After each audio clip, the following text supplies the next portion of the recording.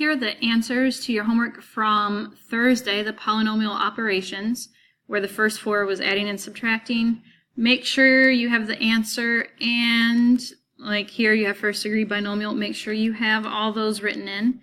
If you don't have those, write them in red, please. So double check your answers. I'm going to scoot this up, but feel free to pause this whenever you need to. There's 5 through 10.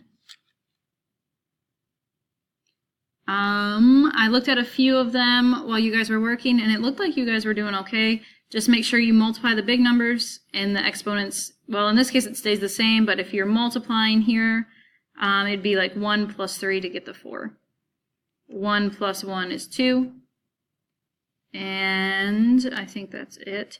Be careful on number 10. That was the trickiest one probably. You add the a's on this one, so 2 plus 1 is 3. B cubed comes straight down.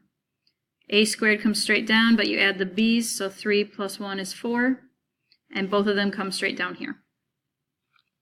Okay, so that is it.